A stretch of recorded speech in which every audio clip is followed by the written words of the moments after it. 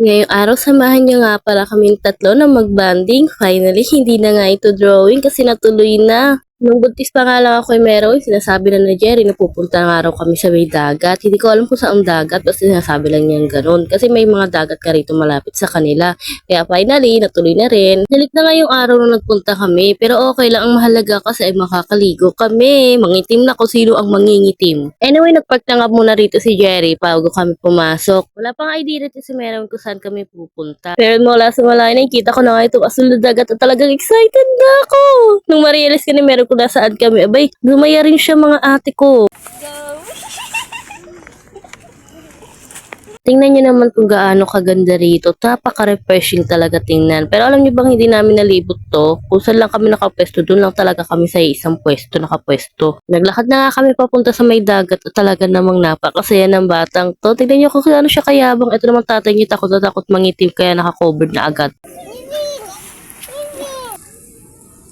Wow, posing siya. Hindi nga pala kami nag-arkla rito ng cottage, kaya naman nahanap muna ng mapapwestuhan dito si Jerry at nauna muna kami ng anak niya na mag-swimming sa dagat. Natatakot pa nga rito si Merwin, pero syempre, sasama ko pa rin siya rito sa pagsiswimming. Napakaganda kaya rito, tutunga nga lang kami. Hindi pwede. Maya-maya nga silang dalawa na ng daddy niya ang nag-swimming rito at kapit na kapit siya na para bang tuko.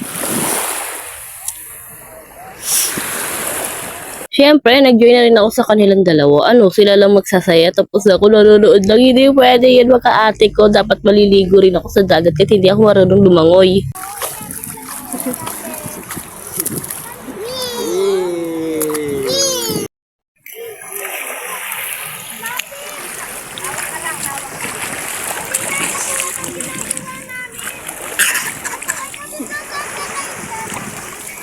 Daddy, bilis, picture.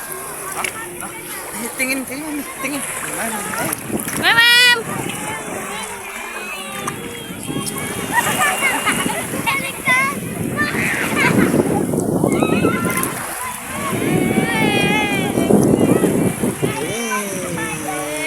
Yay!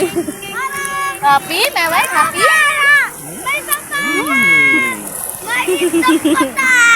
Na para bang isa siyang tuko.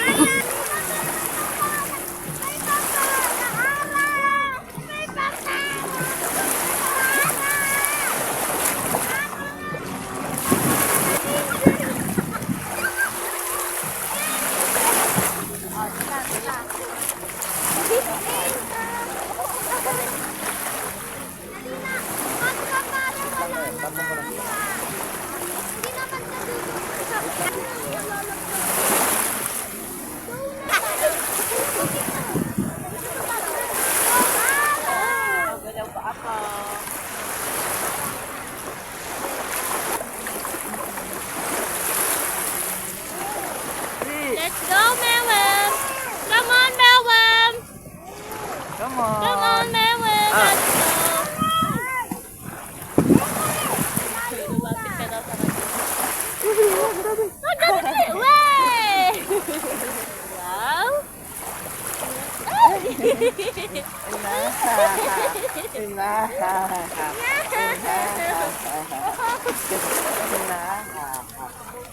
Oh, nahawakan lang ni Mami.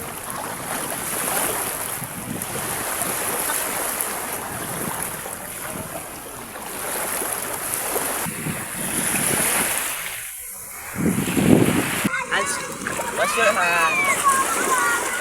Wash your hand ganda oh.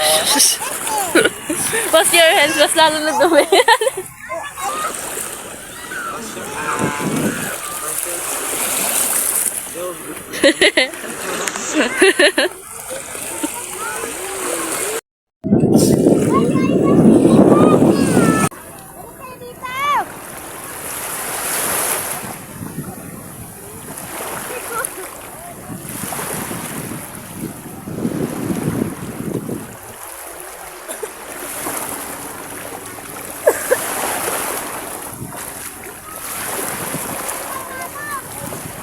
Hi, ka dito sa video. Hi! Hi, ka dito. Bye! Dito nga lang pala kami sa may bangka nakapwesto. Tapos umahon muna kami para maglaro ng buhangin.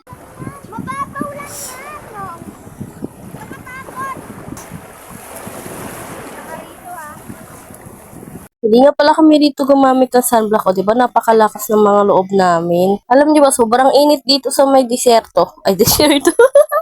Bubuhangin, sobrang init. Talaga napapaso yung pa ako. Bumili nga lang muna kami rito ng soft drink tsaka ng Nova kasi wala nga kami dalang pagkain. At dahil kakain nga daw muna kami, eto nga, hinugasan muna ni Merwin yung kamay niya sa may tubig.